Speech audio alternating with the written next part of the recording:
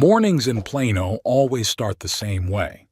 The sun slowly creeps out from behind the horizon line, painting the sky a soft pink. I sit on the veranda with a cup of coffee, watching the occasional car and remembering how Margaret and I used to love those hours of quiet before the hectic day began. My name is Earl Clayton. I'm 67 years old and I've been a widower for 10 years. 10 long years without the woman with whom I lived soul to soul for 35 years. Sometimes I think I can still hear her laughter coming from the kitchen, or her light footsteps on the creaky floorboards. Margaret was the light of my life. Patient, kind, with a wonderful sense of humor and the ability to find joy in the simplest things. We moved to Plano when I was just starting out in the construction business. The small town in Texas seemed like the perfect place for a young family. Our only son, Danon, was born here. What a bright boy he was. Always with a book, always asking questions about how the world works. It's no wonder he chose to become an environmental engineer. Danon was passionate about making the world a cleaner place. My construction company was thriving. I specialized in green solutions for private homes when it wasn't yet a trend. By the time I retired, I had enough savings to ensure a peaceful old age. But my greatest treasure has always been this house. A 2-story house with a spacious veranda and a garden that Margaret cherished like a child. After her death from cancer, I sank into a void. Danon was my only support, my only reason to get up in the morning.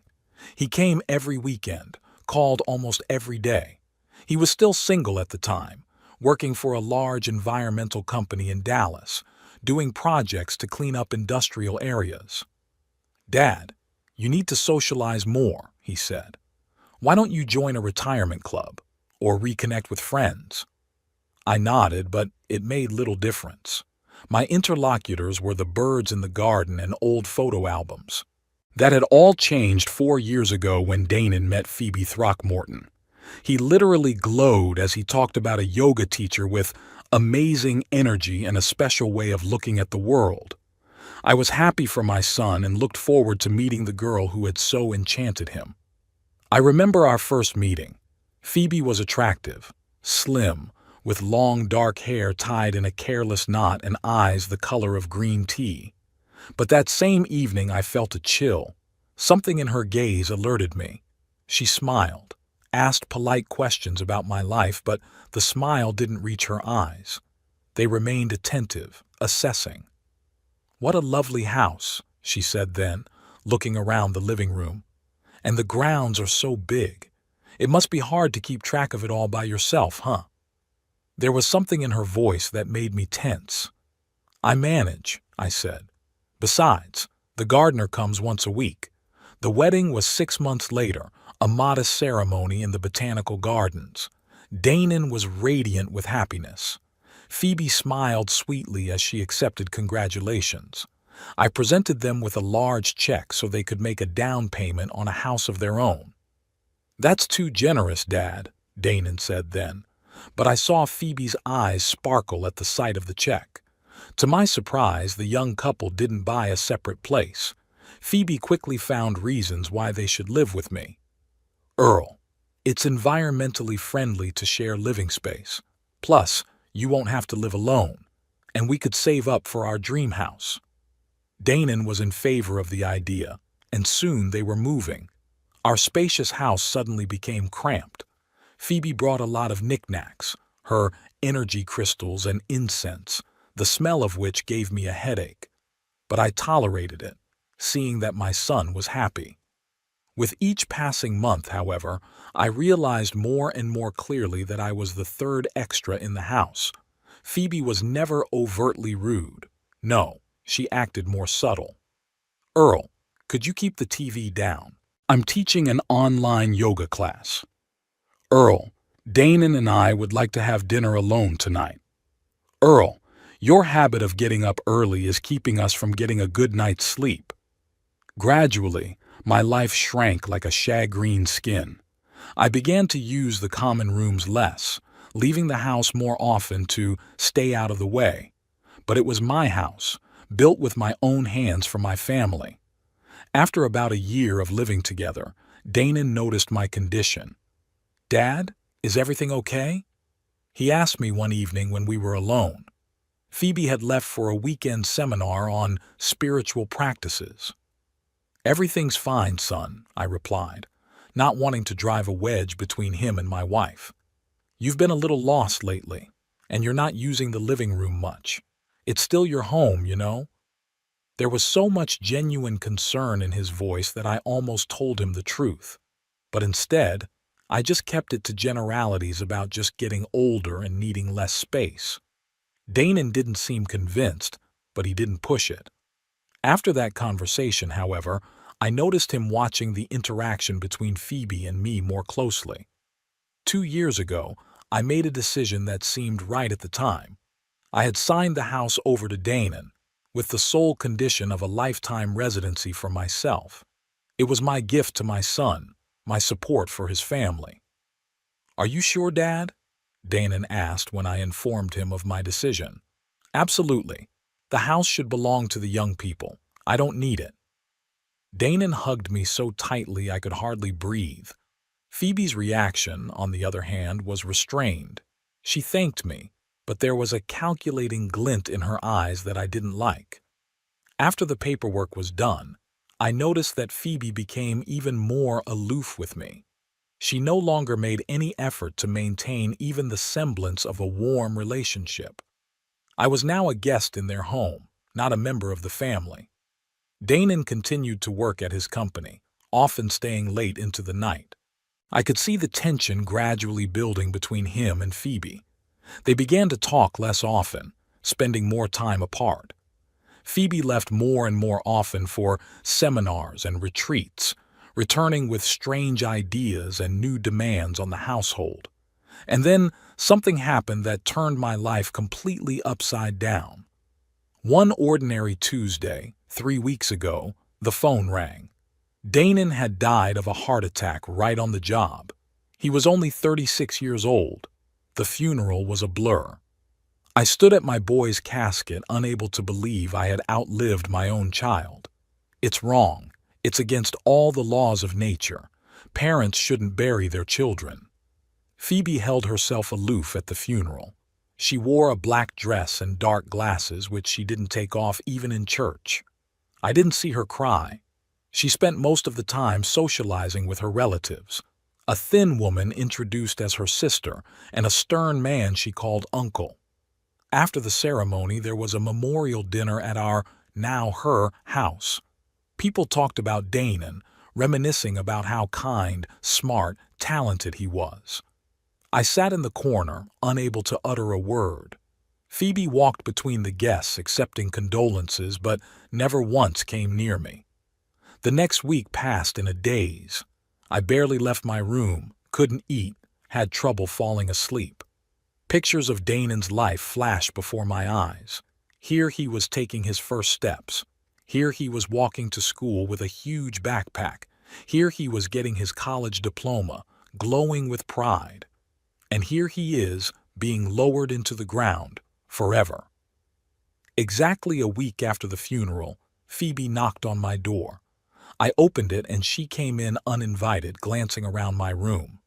"We need to talk, Earl," she said coldly, and I noticed that it was the first time she'd ever called me by my first name, not Mr. Clayton, as she had before. "Sure, Phoebe, sit down."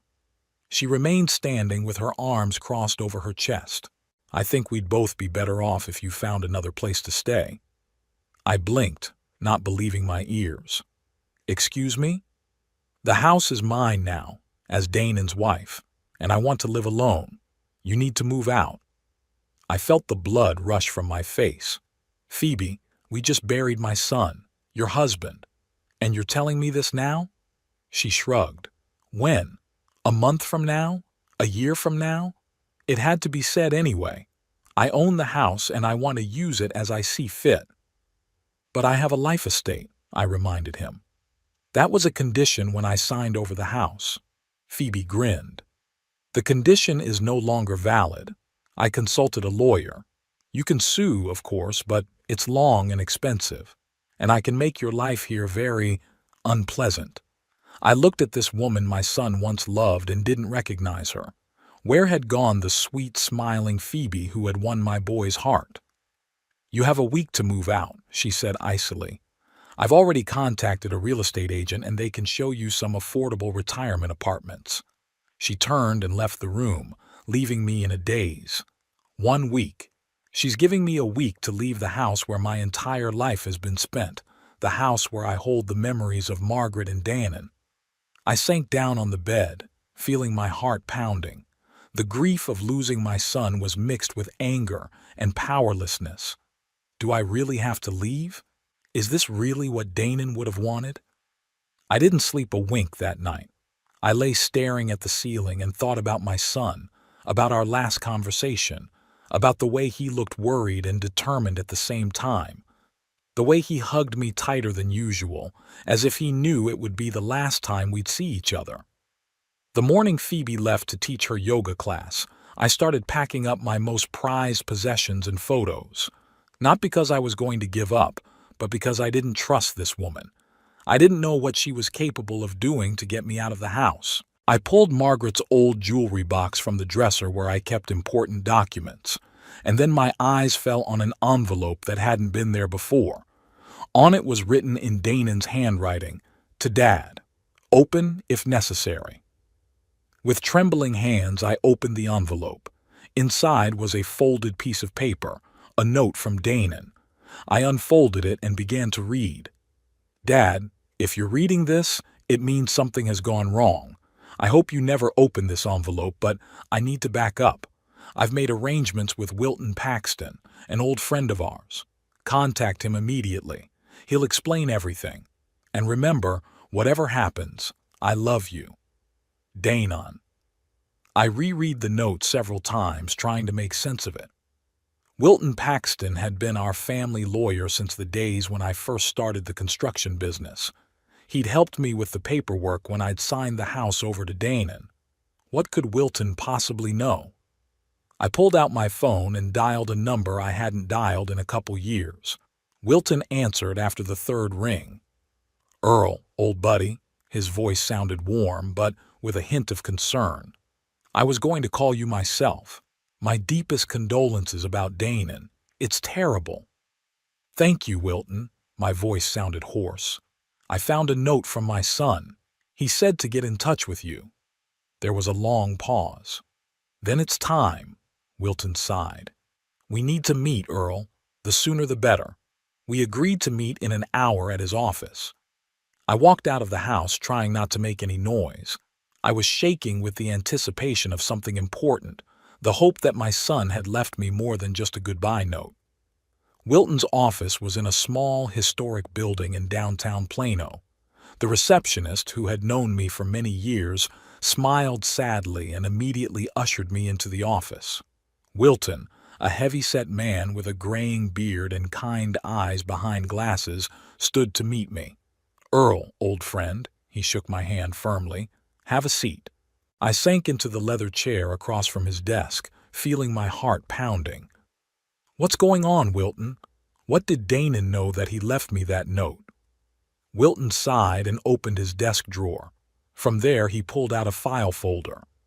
"About a month and a half ago, Dannon came to see me. He was concerned and determined at the same time, said he wanted to deed the house back to you."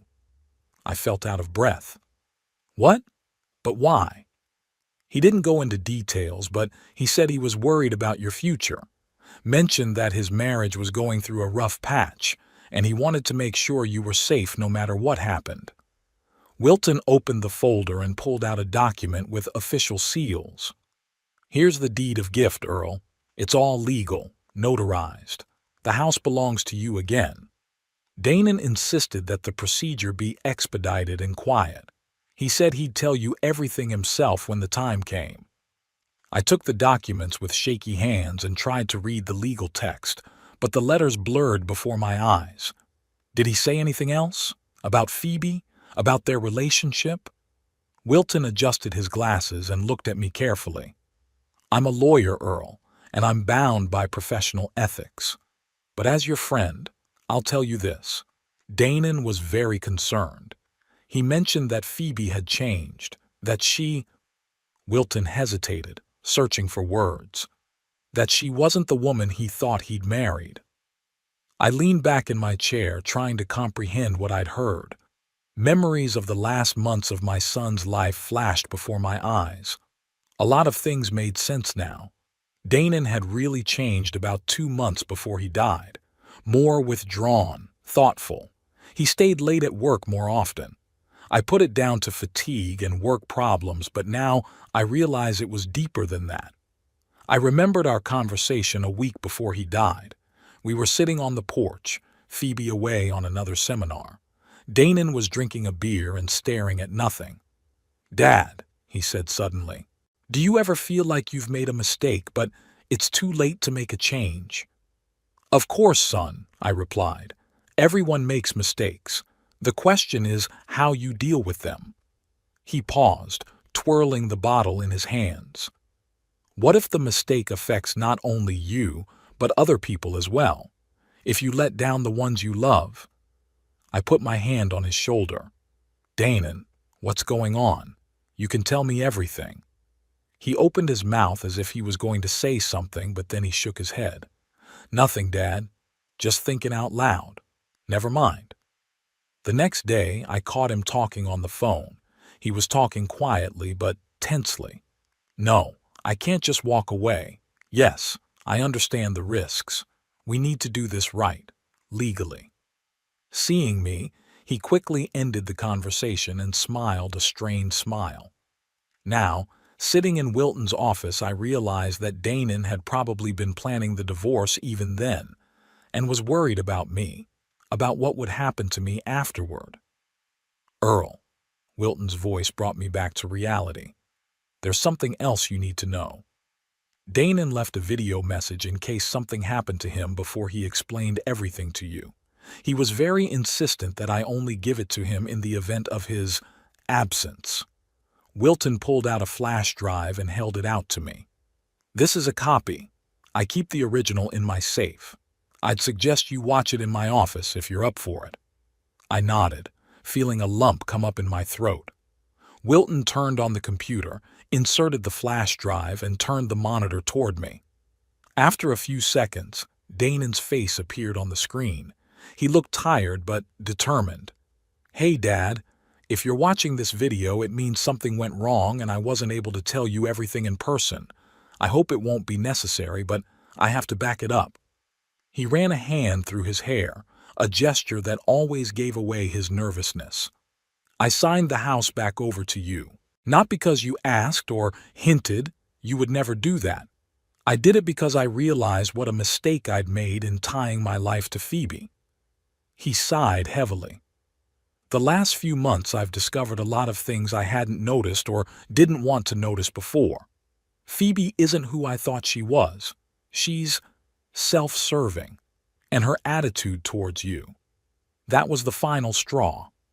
I heard her tell her sister on the phone that the old man will be in a nursing home soon, and I laughed. She doesn't even know I heard that conversation." My heart clenched with pain, not at Phoebe's words, but at what my son was going through. "I started divorce proceedings, Dad, secretly consulted with lawyers. But before I told her, I wanted to make sure you were protected. That's why I rewrote the house. Wilton will help you if there's a problem. All the paperwork is in order, the deed of gift is legal, and there's nothing Phoebe can do about it." Danon smiled sadly. "I'm sorry I didn't tell you sooner. I didn't want to worry you. You've been through enough since Mom left. But know that I'm grateful for everything you taught me, the values you instilled in me. They're what helped me see the truth." He was quiet for a moment, as if gathering his thoughts.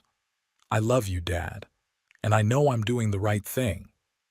That was the end of the video. I sat there, unable to move, feeling tears running down my cheeks.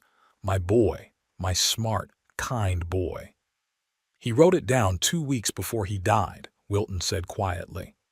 Danon had indeed started divorce proceedings. He consulted with a colleague of mine who specializes in family law, gathered evidence of some of Phoebe's bad behavior. What kind of behavior? I asked hoarsely. Wilton shook his head. He didn't go into detail with me. All he said was that it was about financial fraud and possibly infidelity. He was very upset, Earl. I sat there trying to process what I was hearing in my head. My son was hurting, preparing for a divorce, worrying about me, and he kept it all to himself so he wouldn't worry me. And now he's gone. His heart couldn't take all that stress. What do I do now, Wilton? My old friend straightened up in his chair. Legally, the house is all yours. The deed of gift is immaculate. All the taxes are paid. Phoebe can't challenge it unless she can prove that Danon was incapacitated when he signed it, which is impossible, since he was medically cleared the same day. I insisted on it myself, anticipating the potential problems. She's already told me to move out in a week. So, she doesn't know about the deed of gift yet. Wilton pursed his lips. I wouldn't be surprised if she was planning to sell the house as soon as you left. What do we do now? Show her the deed, the sooner the better. And be prepared for a storm, Earl. I nodded, feeling oddly calm. It was like Danon was standing right next to me now, putting his hand on my shoulder. I can handle it, I said. Wilton gave me a certified copy of the deed of gift and a few other documents to prove my ownership. We agreed that he would represent me if necessary. I got home in the evening. Phoebe was sitting in the living room leafing through a magazine. She looked up when I arrived, and I could see the impatience in her eyes. Had you started packing? She asked without saying hello. I made my way to the chair opposite and sat down, placing the file folder on my lap. No, Phoebe, I'm not going anywhere. She set the magazine aside, her face tense. We've already discussed this, Earl.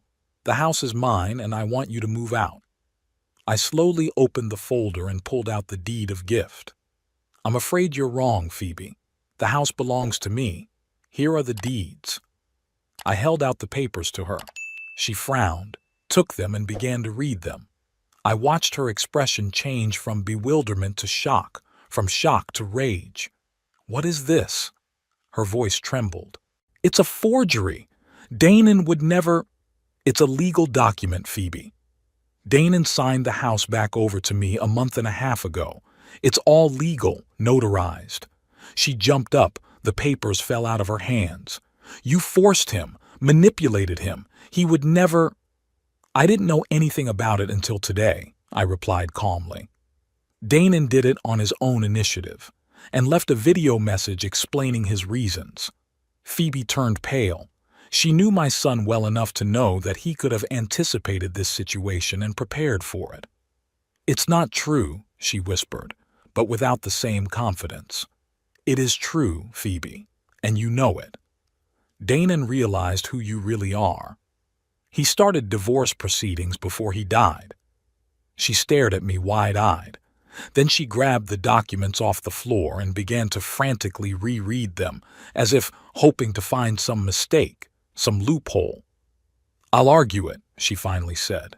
I'll prove that he was out of it, that you pressured him. Danon was medically cleared the day he signed, I replied. Everything was done legally, subject to any claims you might have. Phoebe clenched her fists so white her knuckles turned white. You're not getting this house, man. I'm gonna sue. I'll prove that you manipulated my son. It's up to you, I shrugged. But until the court rules, the house belongs to me, and I'm not moving out. She stared at me with such hatred that I could almost physically feel it. You're going to regret this, Earl Clayton, she hissed. I swear you'll regret it. With those words, she threw the papers in my face, turned, and ran out of the room. I heard the front door slam, and then her car started and drove off with a screech of tires. I remained seated in the chair, picking up the scattered papers. A strange calm filled me. I wasn't afraid of Phoebe's threats. My son had taken care of me even after his death. His last gift was protection from the woman who had caused him so much pain. I stood up and walked over to the picture of Danon that stood on the mantelpiece. In it, He was smiling that open, genuine smile that had appeared less and less often in recent years. "Thank you, son," I whispered, touching my fingers to the glass. "I won't let you down." That night was the first time I'd had a decent dinner since Danan's death. Then I sat on the veranda for a long time, looking up at the stars and remembering our life with Margaret, Danan's birth, his first steps, his first words. Remembering how we'd built birdhouses for the garden together, how we'd taught him to ride his bike, how proud we'd been of his success in school. My whole life flashed before my eyes like a movie. Phoebe never came home that night. I didn't know where she was or what she was planning, but for the first time in a long time, I felt like a master in my own home, and I knew that whatever trials awaited me in the coming days and weeks, I would make it through, for my son's memory, for our family. Phoebe returned the next day toward evening. I heard her enter the house, slamming the door. From my room, I watched as she went upstairs to her and Danan's bedroom and soon came down with a small bag of things. She gave me a searing look but didn't say a word. The door slammed, the engine roared, and she disappeared again. I thought it would give me a break, but I was wrong. The very next day, the phone started ringing, first my cell phone, then my home phone. Neighbors, Danan's friends, even a few of my old buddies in the construction business. "Earl, is it true you forged the documents after Danan died?" Gordon Malloy, my neighbor on my right with whom we sometimes played chess, asked. "Clayton, I'm sorry to say this, but Phoebe says terrible things about you in the congregation," reported Martha Lewis, an elderly lady from the church choir where Margaret once sang. "Mr. Clayton, I think you should know that your sister-in-law is accusing you of real estate fraud. Even Peter Howard, the father of Danan's classmate whom we hadn't spoken to in 20 years, called. I patiently explained to everyone that the paperwork was legitimate, that Danan himself, in his right mind, had signed the house back over to me. Some believed, others doubted. But I could feel the web of rumor and speculation weaving around me. On the fourth day after our confrontation with Phoebe, I found an official letter in my mailbox from the law firm of Sterling, Bronson and Associates. They notified me that they were representing Phoebe Clayton. She continued to use my son's last name, and that she was challenging the validity of the house deed, claiming that the document had been signed when Danan was under severe emotional stress and unable to make informed decisions. I immediately called Wilton and read him the letter. "It was expected," he sighed. "Come to my office tomorrow morning. We'll discuss defense strategy." The next day I sat across from Wilton, in the same chair I had sat in a few days earlier when I first learned of my son's behavior. "Their case is weak," Wilton said, looking over the papers. "We have a medical report on Danan's capacity at the time of signing, and we have witnesses to the signing, myself and my secretary Doris. There's a video message where Danan clearly explains the reasons for his decision, and most importantly, there's the deed of gift, which is in order." "But they're still suing?" Wilton shrugged. "It's a pressure tactic, Earl. Phoebe's hoping you'll be scared of the court, the expense, the publicity, and agree to some kind of settlement, maybe selling the house and splitting the proceeds." I shook my head. "That house is all I have left of my family, Wilton. I'm not giving it up." "That's right," he nodded. "We'll prepare a response to their lawyers. In the meantime, I suggest you gather anything that might indicate Phoebe's character and intentions.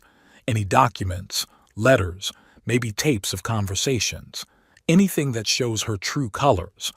I came home determined to find anything that might help in the battle ahead.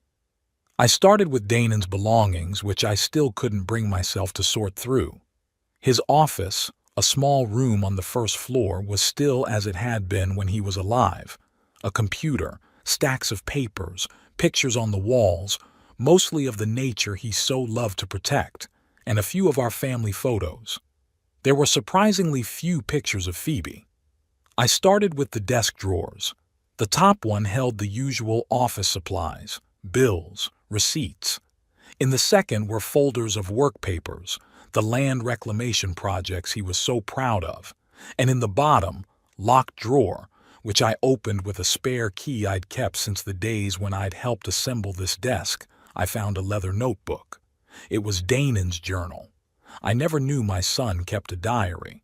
He had always been secretive about his most private thoughts and feelings. I hesitated, not knowing if I had the right to read these entries. But then I remembered Wilton's words about the need to gather evidence, and that Danon seemed to have foreseen the situation I was now in. With a heavy heart, I opened the journal and began to read. The first entries were dated about a year earlier and were mostly about work.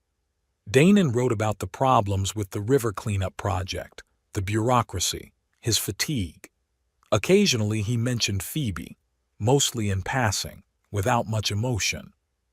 Phoebe's away again for the weekend for a seminar. Phoebe wants to change her car even though the current one is in great condition.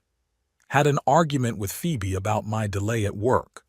But the closer the entries got to the present, the more space the marriage problems took up. Found out today that Phoebe withdrew $3,000 from our joint account without warning. When I asked, she said it was for a refresher course for yoga instructors. But I saw the statement. The money went into some Gabriel Nooks account. Who's that? Phoebe's been criticizing Dad more and more.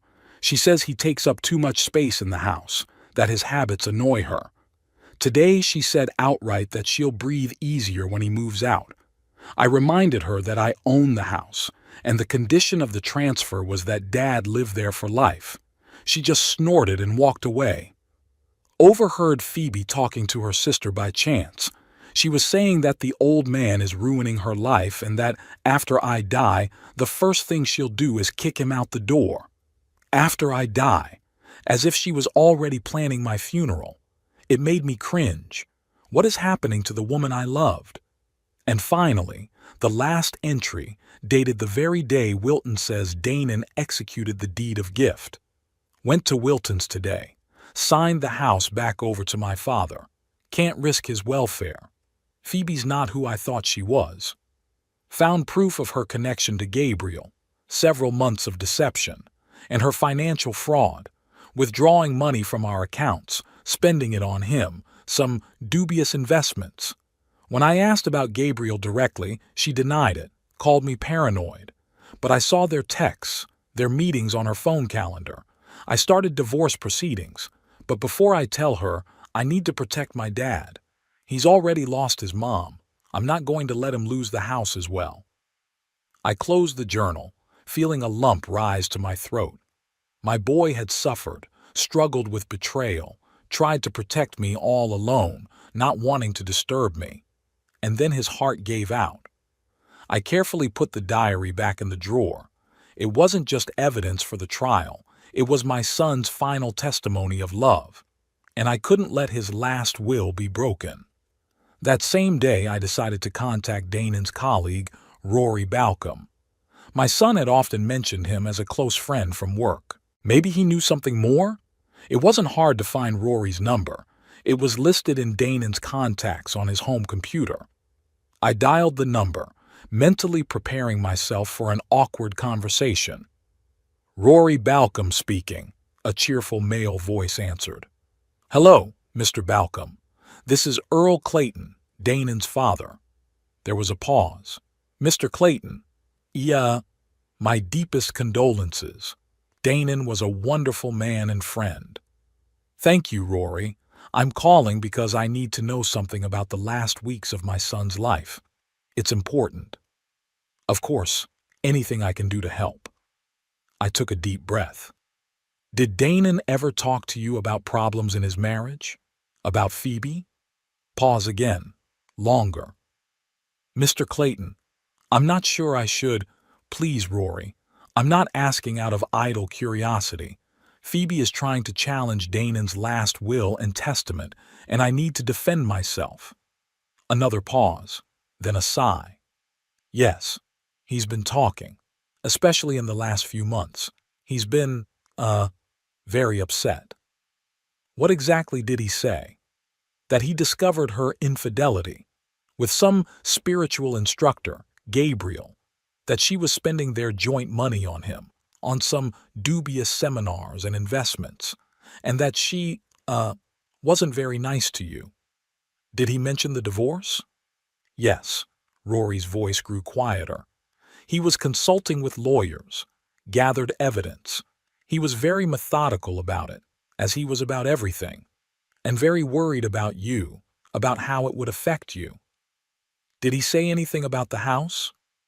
Yeah. He said he'd signed it back over to you to protect it from Phoebe. I even talked him out of it at first, suggested he wait until after the divorce. But he was adamant, said he couldn't take the risk, that he had to make sure you were safe no matter what happened. I covered my eyes, feeling a new wave of gratitude for my son. Thank you, Rory. That's very helpful. If it becomes necessary, would you be willing to testify in court? Of course, Mr. Clayton. Anything for Danon. He was my best friend. One more question, Rory. Do you know anything about Danon's diary? The diary? Rory sounded surprised. Oh, you mean his leather notebook? Yeah, he was always carrying it around, making notes in it, especially lately. I once asked him jokingly if he was writing a novel, and he said seriously, "No, I just want to make sure the truth doesn't get lost." After talking to Rory, I decided to go through Danon's diary again, more carefully, and I discovered something I hadn't noticed on my first cursory reading. There was a secret pocket in the back cover, and in it was a flash drive and a note. Copies of all evidence. I turned on the computer and inserted the flash drive. On it were folders of files, neatly sorted by date. Screenshots of correspondence between Phoebe and someone named Gabriel, photos of their meetings, apparently taken by Danon himself or a private investigator he'd hired, bank statements showing strange transactions, and most shocking of all, audio recordings of Phoebe's conversations with her sister and this Gabriel. I opened one of the audio files and heard Phoebe's voice. It's just the old man getting on my nerves, always walking around with his mournful look, reminiscing about his wife, like he's the only one who's lost a loved one. And the house is in Danon's name only on the condition that his daddy can live there until he dies. Can you believe that? He could live another 20 years. 20 years I have to put up with him in our house. Sister's voice. What does Danon say? Danon adores his daddy, thinks he's the wisest man in the world. It's making me sick, but that's okay. I'm slowly building tension between them. And then, when the time comes... What are you talking about, Phoebe? A chuckle. Nothing in particular, sis. It's just that Earl isn't getting any younger, and old people belong in nursing homes. And if he suddenly becomes incapacitated... I turned off the tape, feeling myself flush with anger. Now I understood why Danon had been so concerned, why he'd been in such a hurry to get the house reissued. I gathered up all the materials I'd found, the diary, the flash drive, printed out the most important documents and called Wilton. I found proof, I said. A lot of evidence. Good, Wilton sounded pleased. Bring it back tomorrow. My team and I will review the material and prepare to meet with Phoebe's lawyers. Does she know what we found? Not yet, and it's best she doesn't until she does. The element of surprise could play right into our hands. I couldn't sleep for a long time that night. Thoughts of Danon, of his suffering, of Phoebe's betrayal. I couldn't rest. I went out onto the veranda where my son and I often sat, talking about everything. The stars shone brightly in the Texas night sky. I won't let you down, son, I thought as I looked at the constellations that Danon so loved to show me. Your final gift will not be in vain. The next morning, as I was about to take the materials to Wilton, I got a call from Martha Lewis, the lady from the church choir. Earl, honey, I have to warn you. Phoebe's been going around the neighborhood saying horrible things. That you forced Danon to sign the papers, that you threatened to evict them both if he didn't agree, that you took advantage of his illness. Sickness? I interjected. What are you talking about, Martha? She claims that Danon was depressed, that he was taking strong antidepressants that were affecting his judgment, and that you took advantage of that. I felt anger boiling up inside me. Danon had never suffered from depression, never taken antidepressants. It was a pure lie. Martha, it's not true. Danon didn't have any mental problems. He was completely healthy and capable. That's what I thought, Martha sighed. But Phoebe is very persuasive, and she's hired a lawyer from a big firm in Dallas. She came to see me this morning with some young man, asking me to sign a witness statement about your strange behavior after Margaret's death. I, of course, declined. But I'm afraid not all the neighbors will be so squeamish. I thanked Martha for the warning and immediately called Wilton, telling him about Phoebe's new tactics. It's to be expected, he said. She's trying to create an image of a sick, manipulative Danon and an image of an angry, manipulative you. Classic tactic in a case like this. But we have a medical report and a video message from Danon. And if you don't mind, I'd like to talk to his attending physician. Of course, I said. Dr. Verwick, he's been seeing Danon since he was a kid. Oh, that's great. Doctors don't usually like to testify, but in a case like this, when it comes to slandering a patient, he might make an exception. We agreed to meet in an hour, but before I could leave the house, the doorbell rang. There was a young man in a business suit carrying a briefcase. Mr. Clayton, my name is Corey Danner. I represent Mrs. Phoebe Clayton. Here's the subpoena and a copy of the lawsuit. He handed me the envelope and, without waiting for an answer, turned and walked away. I opened the envelope. Phoebe's suit sought to invalidate the deed of gift on the grounds that Danon had allegedly been heavily medicated and psychologically pressured by me. She claimed that I had manipulated my son by taking advantage of his emotional vulnerability and dependence on me. Reading these absurd accusations, I felt not so much anger as deep sadness. Would this woman so sully my son's memory, so distort our relationship, just to get a house? I carefully folded the papers back into the envelope and left the house. Ahead of me was a meeting with Wilton, court preparation, and an uphill battle for my son's legacy. On the way to Wilton, I reflected on how strangely life turns. Just a month ago, I had a son, a family, a home where I felt, if not welcome, at least tolerated. Now my son is gone, and I'm at war with the woman he once loved. But I was not alone in this war.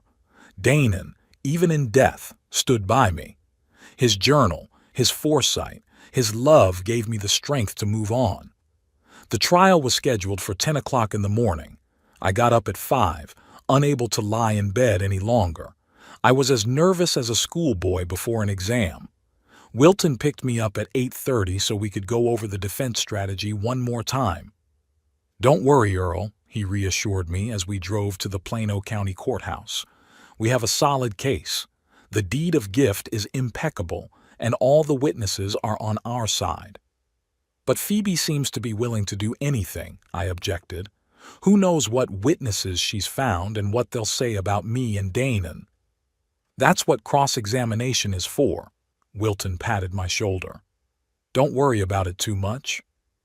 The courthouse greeted us with cool, air-conditioned air and the hum of voices. We went up to the second floor and took seats in the courtroom. Phoebe was already there, with her attorney, a tall man with slicked-back hair and a predatory look. She sat with her back straight, dressed in a strict black suit with an expression of offended innocence on her face. I looked toward the doors, expecting to see our witnesses. Rory Balcom was due to arrive right at the start of the session, and Dr. Verwick had promised to come as soon as he was free from his morning appointment. Wilton assured me that both would certainly be there. At precisely 10 o'clock, the judge entered the room, a plump man of about 50, with a good-natured face and shrewd eyes. He introduced himself as Judge Robert Hollingsworth and announced the beginning of the hearing in the case of Clayton v. Clayton. The first to speak was Phoebe's attorney, who introduced himself as Miles Bronson of Sterling, Bronson and Associates. "Your Honor," he began in a confident voice, "my client, Mrs. Phoebe Clayton, has recently suffered a terrible tragedy, the death of her beloved husband, Dannon Clayton. No sooner had she recovered from this blow than she discovered that her father-in-law, Mr. Earl Clayton, was claiming rights to the house where the young family had lived, claiming that shortly before his death, his son had signed the property over to him." Bronson paused, looking around the room. "We intend to prove that the so-called deed of gift, if it exists at all, was signed under duress when Dannon Clayton was under severe emotional stress, possibly under the influence of powerful medications and not fully aware of his actions. In addition, we believe that Mr. Earl Clayton took advantage of his son's vulnerable state and manipulated him using his parental authority." I felt anger boiling up inside me, but Wilton put a hand on my shoulder warningly, urging me to remain calm. "We will present testimony from family acquaintances that, in the last months of his life, Dannon Clayton was depressed, suffered from depression, and often complained of pressure from his father," Bronson continued. "We will also provide evidence that Mr. Earl Clayton repeatedly expressed his displeasure with his son's marriage and tried to turn him against his wife." I gritted my teeth. Every word this man said was a lie. But Wilton was right. Our turn would come. After the opening statement, Bronson called the first witness, a middle-aged woman he introduced as Helen Dorset, Phoebe and Dannon's neighbor. "Mrs. Dorset, how long have you known the Clayton family?" About 3 years. My husband and I moved to the same street when the young Claytons were already living there." "What did you find the relationship between Dannon and his father to be like in the final months before Dannon's tragic passing?" Helen adjusted her glasses and cast me an apologetic glance. They seemed tense. Dannon often looked upset after visits from his father or phone conversations with him. "Did Dannon ever tell you that his father was pressuring him?" "Objection, Your Honor," Wilton jumped in. "That's a leading question." "Sustained," the judge nodded. "Mr. Bronson, rephrase the question. Did Dannon ever discuss his relationship with his father with you?" "Not directly, but one day when my husband and I invited Dannon and Phoebe over for a barbecue, Dannon was particularly depressed. Phoebe explained that he'd had a difficult conversation with his father about the house. Something about how Mr. Clayton Sr. considered the house still his, even though he'd formally signed it over to his son. I looked over at Phoebe, who was sitting with a perfectly straight back, staring in front of me with an expression of sorrow on her face. What an actress! Phoebe's 2 other witnesses gave similar testimony, creating an image of an oppressive, manipulative father and an unhappy, depressed son. It was all the exact opposite of the truth, and I could barely restrain myself from jumping up and screaming about it. Finally, Bronson finished introducing his witnesses, and the floor went to Wilton. "Your Honor," he began, rising from his seat, "my colleagues have painted a very dramatic picture, which, unfortunately, has nothing to do with reality. We are going to present you with the real facts today, backed up not by speculation and rumors, but by concrete evidence and testimony from people who knew Dannon Clayton intimately." He paused, giving the words a chance to reach the judge. "The first witness I would like to call is Dr. Oliver Verwick, the Claytons' family physician who has observed Dannon since he was a child." Dr. Verwick, an elderly man with a neat gray beard and kind eyes, made his way to the witness stand. After the oath was administered, Wilton began his questioning. "Dr. Verwick, how long had you known Dannon Clayton?" "Since he was born. I was the Claytons' family physician for over 35 years. "When was the last time you saw Dannon before he died?" 2 weeks before he passed. He came in for a routine checkup. "What was his physical and mental condition?" "Physically, he was in great shape for his age. His blood pressure was normal, his labs were fine. Mentally, he was collected, focused, adequate. I didn't see any signs of depression or anxiety. Did you ever prescribe Danon antidepressants or other psychotropic medications? Never. It wasn't necessary. Thank you, doctor. One more question. About a month before Danon's death, you conducted a medical evaluation of Danon's competency. Could you tell the court about that? Dr. Verwick nodded. Yes, Danon asked me to do a complete medical examination and evaluation of his mental state. Said it was necessary for some legal formalities. I did the standard procedure and issued a report that he was fully competent, of sound mind and memory, free from any influences that might impair his ability to make informed decisions. Thank you, doctor. No further questions. Bronson rose to cross-examine, but quickly realized that the testimony of a professional with years of experience would be difficult to undermine. He limited himself to a few formal questions and let the doctor go. The next witness Wilton called was Rory Balcom. A young man with a short haircut and an honest, open face walked briskly to the witness stand. Mr. Balcom, what was your relationship with Danon Clayton? We were colleagues and close friends. Worked together at Ecotech Solutions for the last 6 years. How would you characterize his condition in the last months of his life? Rory thought for a moment. He was troubled, that's for sure, but not in the sense that is trying to be portrayed here. Danon wasn't concerned about his relationship with his father, but about his marriage. There was silence in the room. Phoebe visibly tensed. What exactly was bothering him? He discovered that his wife was cheating on him, with some spiritual practice instructor, and that she was spending their joint money on this man. There was a whisper in the room. Phoebe whispered something fiercely in her lawyer's ear. Did Danon share his plans for the future with you? Yes. He was planning a divorce, consulting lawyers, gathering evidence of Phoebe's infidelity and financial fraud, and he was very concerned about his father. What do you mean? Worried? Danon said that Phoebe hated his father, considered him a nuisance, and wanted him out of the house. He was afraid that once the divorce proceedings started, she'd retaliate, including through his father. That's why he decided to sign the house back over. Did he tell you about this decision? Yes. He told me directly that he'd signed over the deed to his father. I even discouraged him at first, told him to wait until after the divorce. But Danon was adamant. He said he had to be sure his father would be all right, no matter what happened. Bronson jumped up from his seat. Objection, Your Honor. These are all unsubstantiated allegations. We have no proof that such conversations actually took place. Your Honor, Wilton replied calmly, we do have such evidence. With the court's permission, I would like to introduce Danon Clayton's personal diary, discovered by his father after his son's death.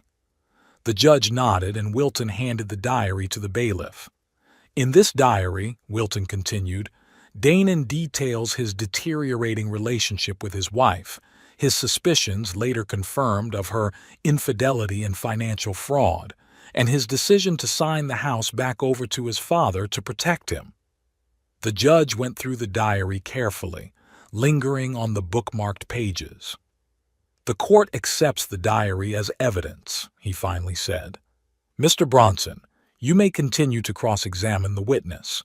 Bronson, clearly knocked out, began asking Rory questions in an attempt to undermine his credibility with the court. Weren't he and Danon just drinking buddies? Was he not exaggerating the closeness of their friendship? Did he have no personal grudge against Phoebe? Rory answered calmly and confidently, not giving in to provocation. After his questioning, Wilton called me as a witness. Sitting on the witness stand, I talked about our relationship with our son, how he had changed in recent months, the conversation on the veranda, how I had found the diary and the flash drive with the evidence. Mr. Clayton, Wilton asked, have you ever pressured your son to sign the house back over to you? Never, I answered firmly. I did not even know of his intentions until I received the deeds from you after his death. Did you ever express any dissatisfaction with his marriage to Phoebe? No. I wanted my son to be happy. If he had been happy with Phoebe, I would have been only too happy. Wilton nodded. What else did you find among your son's belongings besides the diary? A thumb drive with the evidence he'd collected for the divorce proceedings. There were screenshots of Phoebe's correspondence with her lover, photos of their meetings, bank statements, and audio recordings of Phoebe discussing how to get rid of me and take over the house.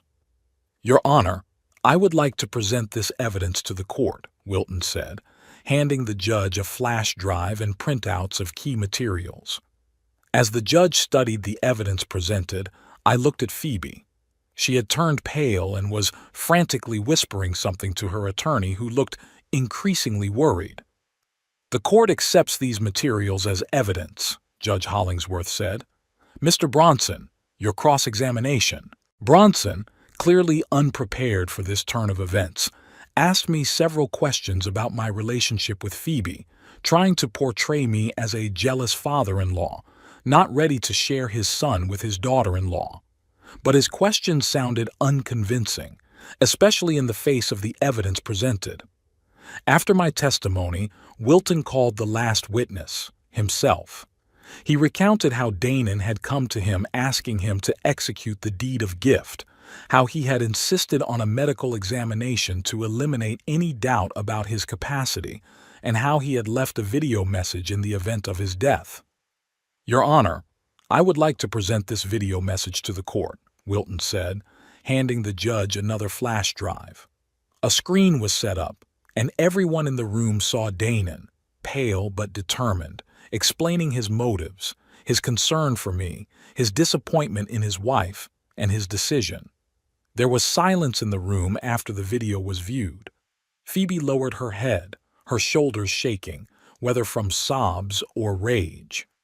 Mr. Bronson, the judge addressed Phoebe's lawyer, do you have any questions for the witness?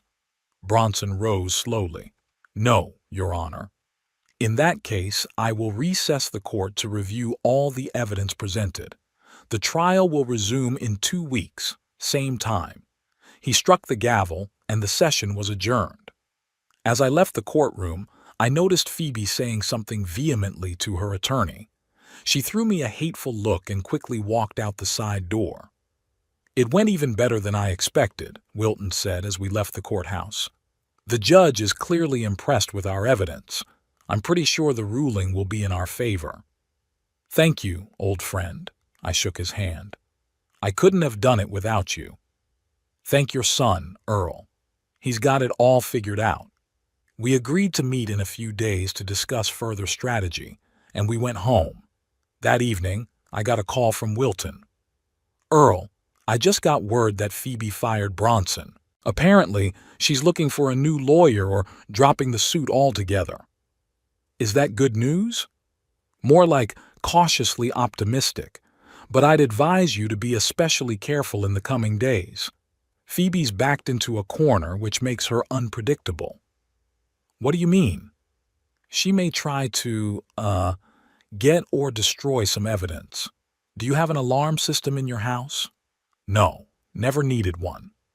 I'd recommend at least a rudimentary security camera, for your own safety and in case she tries to break in while you're away. I thought about Danon's diary, the evidence flash drive, the video message. We had copies of all that stuff, but I kept the originals at home. Okay, Wilton, I'll get on it tomorrow. The next day, I bought a set of wireless surveillance cameras from a local electronics store and installed them at the front door, the back door, and in the hallway leading to Danon's office where all the documents were kept. The cameras were connected to my smartphone and I could see what was going on in the house at any moment. 3 days passed. Phoebe hadn't shown up, and I was beginning to think Wilton's fears were in vain. Perhaps she had simply decided to drop the suit and seek happiness elsewhere. That evening I was to meet Wilton in town to discuss some details of our defense. As I left the house, I double-checked to make sure the doors were locked, and I took Danon's journal and flash drive with me just in case. Wilton and I had dinner at a small restaurant and discussed the upcoming meeting. He was confident of our victory, but still advised us to be prepared for the unexpected. Returning home around 9 p.m., I received a notification from the surveillance camera app. Traffic detected at the back door. I parked around the corner and opened the app. The screen clearly showed Phoebe trying to open the back door with some kind of lockpick-like tool. I immediately called the police and reported the attempted break-in. Then I called Wilton. "You were right," I said. "She's trying to break into the house." I called the police. "Stay where you are," Wilton advised. "Don't confront her. Let the police handle it." I sat in the car, watching through the app as Phoebe finally managed the lock and entered the house. The cameras showed her walking quickly through the kitchen, looking around and heading straight for Danon's office. There she began frantically rummaging through desk drawers and cabinets, throwing papers and books around. A few minutes later, the police arrived, 2 officers in a patrol car with blinkers. I got out of my car and approached them, explaining the situation. We walked up to the house together. One of the officers knocked on the door. "Plano Police! Open up!" There was a rumble inside as if something had fallen. A few seconds later, the door opened and Phoebe appeared on the doorstep, disheveled and clearly frightened. "What is it, officer?" "Ma'am, we've had a report of trespassing in this house," the policeman said. "This is my house," Phoebe exclaimed. "I used to live here with my husband." "The house belongs to me," I said calmly, showing the papers I'd always carried with me since this story started. "And I have a videotape of this woman breaking in the back door." The officers looked at each other. "Ma'am, you're going to have to come with us to the station to testify." Phoebe went pale. "You have no right. This is a misunderstanding. I just came to get my things." "Through the back door, with a lockpick?" said the second officer who was examining the door. "And why were you in the study and not in the bedroom where your things should be?" Phoebe started to mumble something, but the officers had already locked the handcuffs on her wrists and were reading her rights. "Can you send me the video of the break-in?" the first officer asked me. "Sure," I nodded. "They're stored in the cloud. I'll send them right away." The cops led Phoebe away, who glared at me fiercely over her shoulder. I entered the house and looked around the study. Papers were strewn everywhere. Books had been thrown off the shelves, drawers pulled out. It was obvious she was looking for the journal and the flash drive, but she couldn't find them because I had them with me. I called Wilton and told him what had happened. "Great," he said. "It's another nail in the coffin of her lawsuit. Trespassing, attempted destruction of evidence. The judge will be thrilled." The next morning, I went to the police station to give a formal statement about the break-in. The officer taking the statement said Phoebe had spent the night in a cell and was released on bail in the morning. She faces charges of trespassing and attempted theft or destruction of personal property. "Do you want to proceed with the case?" the officer asked. "Or are you ready to withdraw the plea?" I thought of Danon, of his suffering, of his last will. "Continue," I said firmly.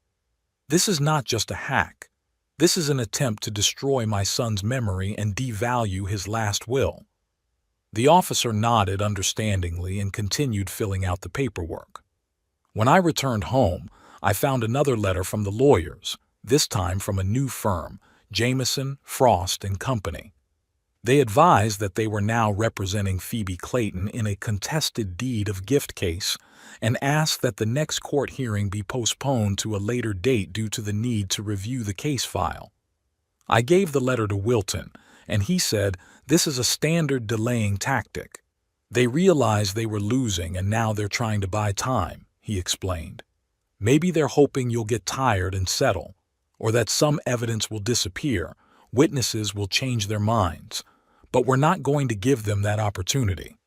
The day of the final trial was clear and cool. Autumn in Plano was always my favorite time of year, the leaves turning golden and purple, the air fresh and clear.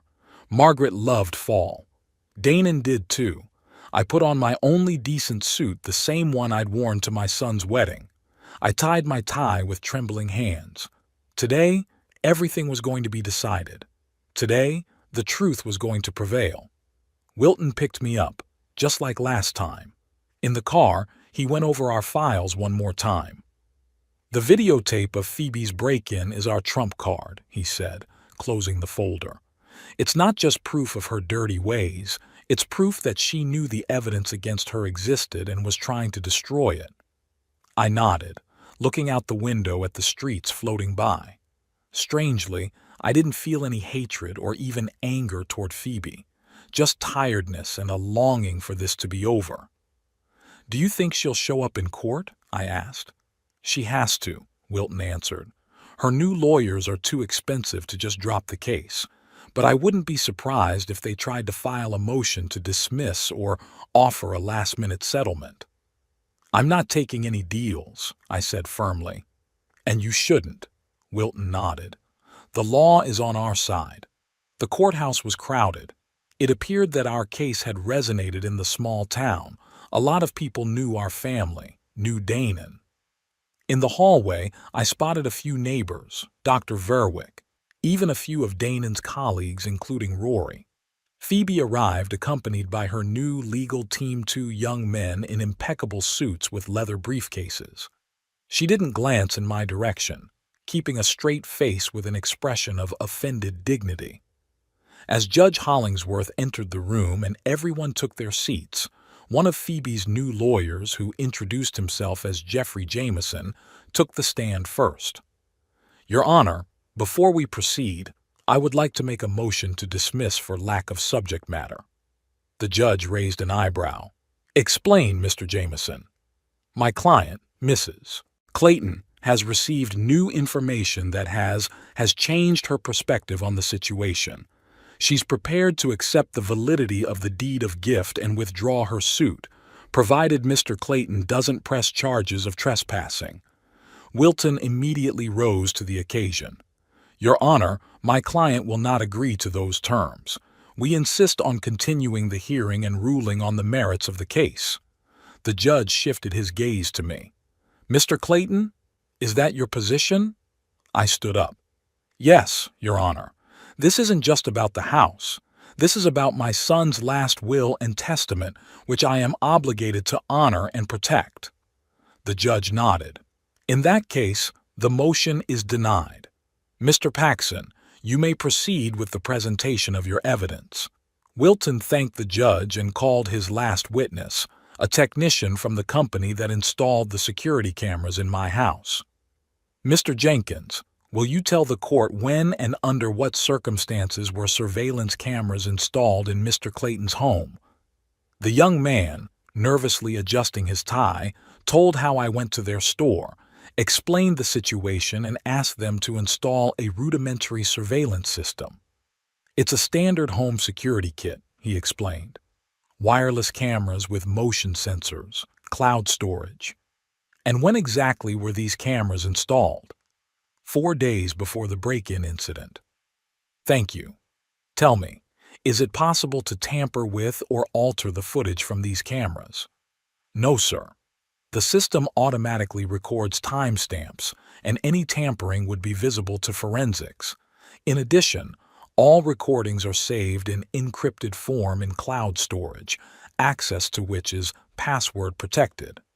Wilton thanked the witness and turned to the judge. "Your Honor, with the court's permission, I would like to introduce the video of Mrs. Phoebe Clayton's unlawful entry into my client's home." The judge granted permission, and the surveillance video appeared on the screen in the courtroom. Everyone present saw Phoebe approach the back door of the house, look around, take out a tool, and begin to manipulate the lock. Then, already inside the house, she walked quickly through the kitchen straight to Danon's office, where she began frantically rifling through papers, pulling out drawers, going through folders, obviously looking for something. There was complete silence in the room. Even Phoebe's lawyers looked discouraged. She herself sat with her head down, hands clasped in her lap. "Your Honor," Wilton continued after the tape had ended, This videotape clearly demonstrates that Mrs. Clayton was aware of the existence of documents that threatened her position in this case and attempted to locate and likely destroy them. Not only is this a criminal offense for which she has already been charged, but it is also direct evidence of her bad faith in this civil proceeding. Jameson jumped up from his seat. Your Honor, we cannot comment on this record because we have not had an opportunity to review it in advance. We ask for a recess to consult with our client. The judge agreed to grant 15 minutes, and everyone in the trial left the room. In the hallway, I could see Phoebe and her attorneys talking animatedly about something off to the side. It was clear from their gestures and facial expressions that the conversation wasn't easy. When the trial resumed, Jameson looked noticeably less confident. Your Honor, given the new circumstances, my client is prepared to withdraw her lawsuit without conditions. The judge looked at Phoebe. Mrs. Clayton, do you affirm that ruling? Phoebe looked up, her eyes filled with defeat mixed with rage. Yes, Your Honor. Judge Hollingsworth nodded. In that case, I'm ready to rule. The court recognizes the validity of a gift from Danon Clayton to his father, Earl Clayton. The house located at 123 Maple Street, Plano, Texas, is recognized as the property of Earl Clayton. The suit of Mrs. Phoebe Clayton is dismissed. Court costs are awarded to the plaintiff. He struck the gavel and the hall rumbled with muffled conversations. Phoebe jumped up from her seat, threw a searing glance in my direction, and quickly headed for the exit without waiting for her lawyers. Those hurried after her, gathering papers. Wilton put his hand on my shoulder.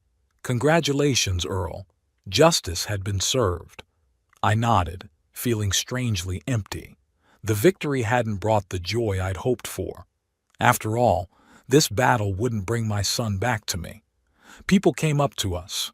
Neighbors, acquaintances, Danon's colleagues. They shook my hand, expressed their support, said they'd always known what a wonderful man Danon was and how glad they were that the truth had prevailed. Mr. Clayton, an elderly lady I vaguely remembered as a neighbor 2 houses down, approached me. I want to apologize. When Phoebe started spreading those awful rumors, I had my doubts.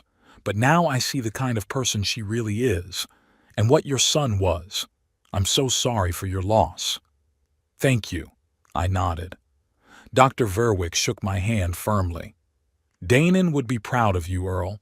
You stood up to his last will and testament. Rory Balcom came up last. Mr. Clayton, I'm glad justice has been served. Danon would have been pleased.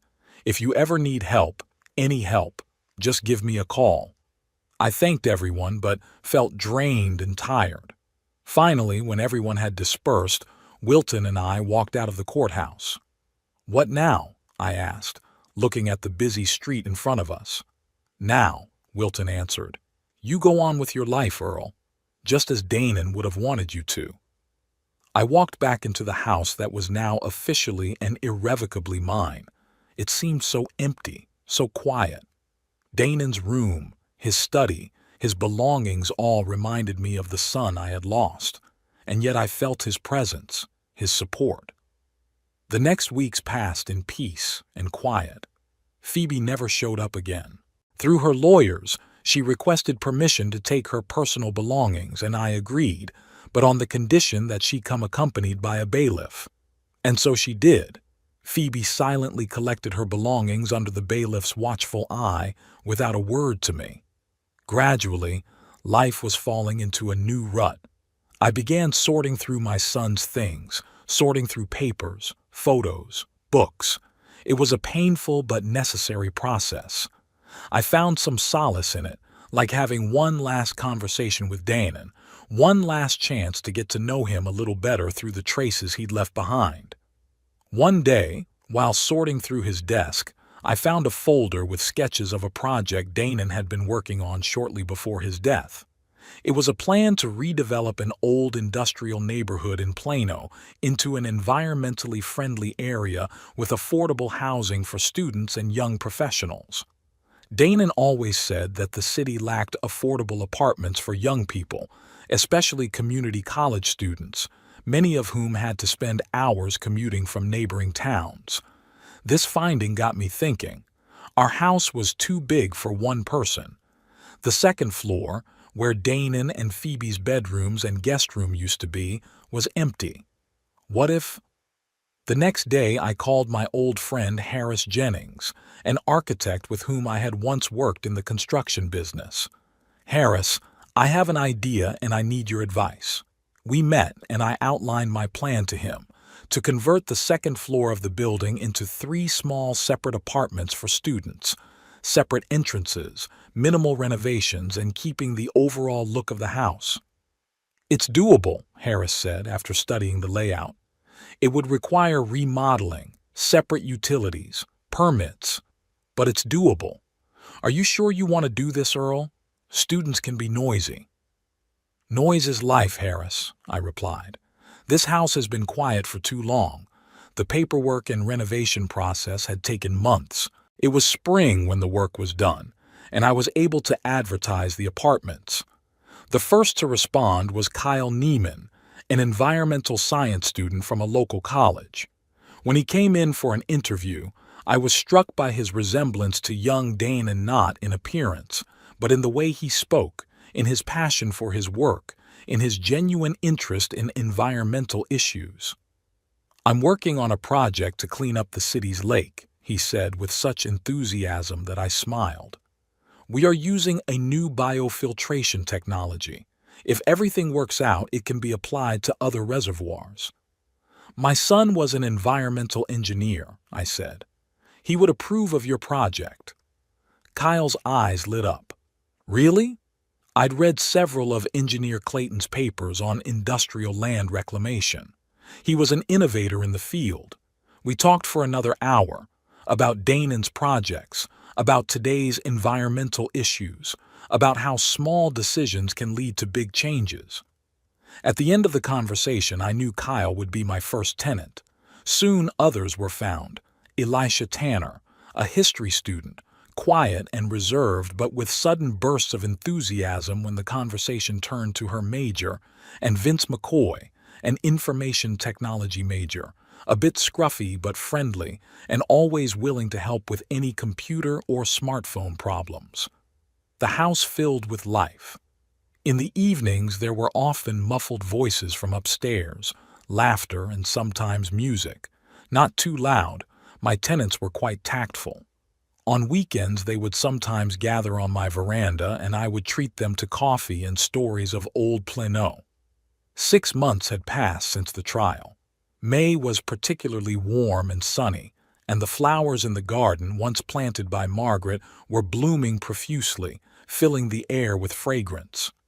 On one such day, I received an unexpected letter from Rory Balcom.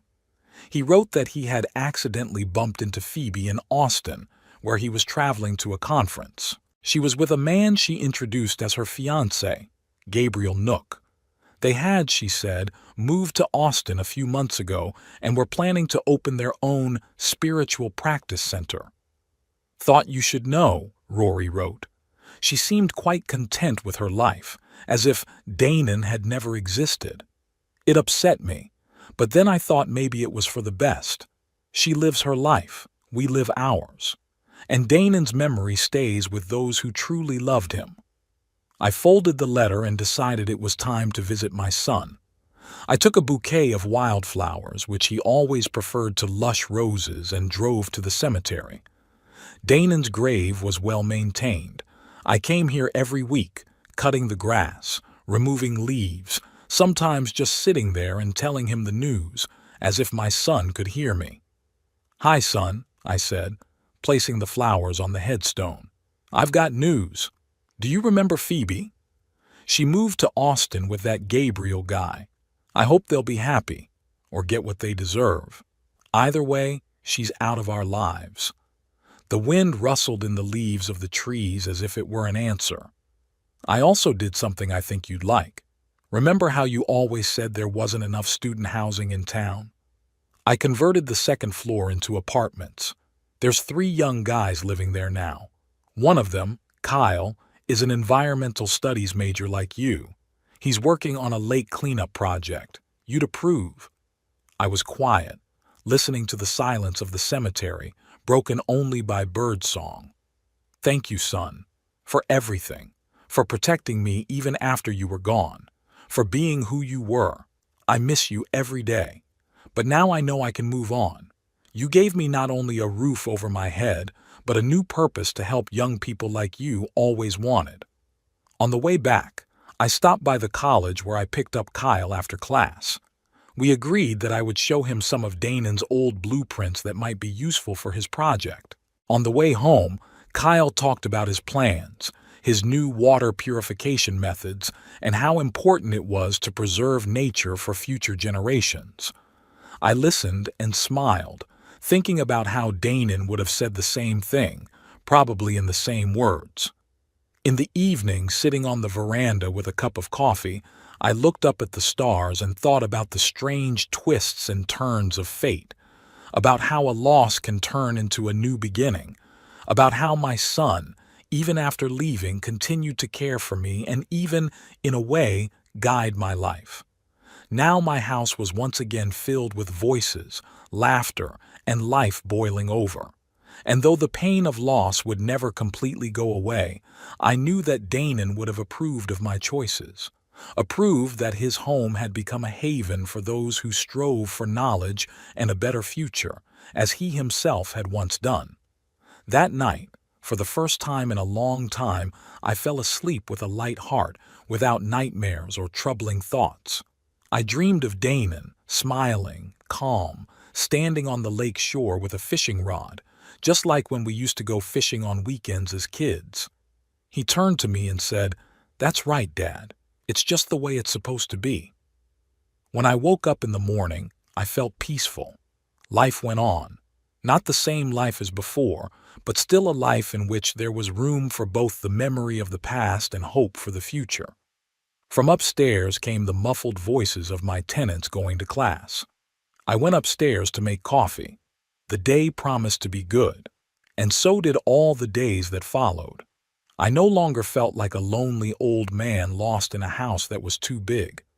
I was a man with a purpose, with a new family, not by blood, but by spirit. And I knew that Damon, wherever he was now, approved of that.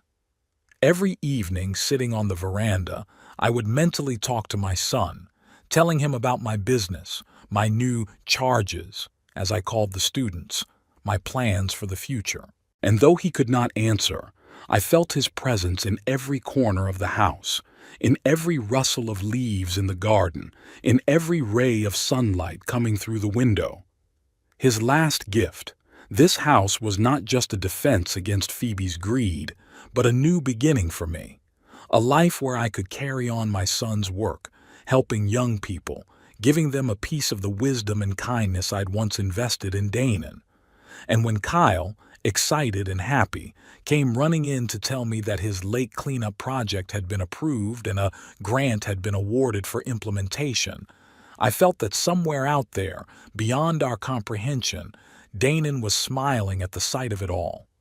Life went on, and there was still room in it for love, hope, and new beginnings, even for a 67-year-old widower who had lost his only son. Sometimes, sitting in the quiet of my room, I would reread Damon's journal, tracing his journey from happy newlywed to disappointed husband, from trusting man to one who had to make a difficult decision to protect his father. And each time, I thanked him for that final gift, not only for the house, but for the lesson of love and care he taught me by his act. Phoebe and her new fiancé faded into the distance, as if they had never been in our lives. I'd heard that their spiritual practice center in Austin wasn't doing well. Too much competition, too little real substance. But I didn't care about that. I didn't wish them harm, but I didn't wish them well, either, just that they lived their lives, far away from me and the memory of Damon. I, on the other hand, had found a new vocation. In addition to renting apartments to students, I started helping Kyle with his environmental project, not as a specialist, of course, but as a person with experience in construction and organization. We went to the lake together, discussed the layout of the biofilters, and I advised him on how to interact with contractors. "You remind me of my grandfather," Kyle once said. "He too was always willing to help, to share his experience. Thanks to people like you, young people have someone to learn from." Those words touched me to the core. I had never thought of myself as someone to learn from. But now, in this new chapter of my life, I began to realize that decades of experience can indeed be useful to someone else. Elisha, my history student, often asked me to tell her what Plano was like in the 60s and 70s. She recorded my memories for her oral history project on the city, and Vince helped me master the computer and smartphone at a level I'd never dreamed of before. We became a strange but tight-knit family, not related by blood but united by a common home and mutual support. I cooked for them on weekends. They helped me with the hard work in the garden. We celebrated holidays, birthdays, successful exams together. And every day I felt more and more strongly that I had found my place in life. That everything that had happened, the loss of Danon, the struggle with Phoebe, the discovery of the truth, had brought me to a point where I could become not just a lonely old man living out his days, but a man still capable of doing something meaningful, still capable of loving and supporting others. That day, exactly 6 months after the final court hearing, I drove to the cemetery again. I took Kyle with me. He'd been asking for a long time, saying he wanted to meet Danon, to honor the man whose work had inspired his choice of profession. We stood at the grave and I talked about my son, his childhood, his youth, his professional accomplishments. Kyle listened with genuine interest, sometimes asking questions. "You know, Mr. Clayton," he said when I stopped talking, "I think your son would be glad that his home lives on, that it still has room for dreamers and those who want to make the world a better place." "I think you're right, Kyle," I replied, looking at the headstone. Danon had always been a generous man. He knew how to share not only things, but knowledge, inspiration, support. We fell silent, listening to the bird song and the rustling of leaves. "Danon's last gift," I finally said, "was more than just a home. It was an opportunity to start a new life, to continue what was important to him, helping others, caring for nature, creating a community of like-minded people." Kyle nodded and placed the small stone he'd brought with him, a smooth, water-polished river-naked stone, on the grave. "It's from the shore of the lake we're cleaning up," he explained. I thought he'd like to know that his ideas live on. On the way home, we stopped at a plant nursery and bought some seedlings for the garden. Danon had always wanted to plant more trees there, but kept putting it off for a future he didn't have.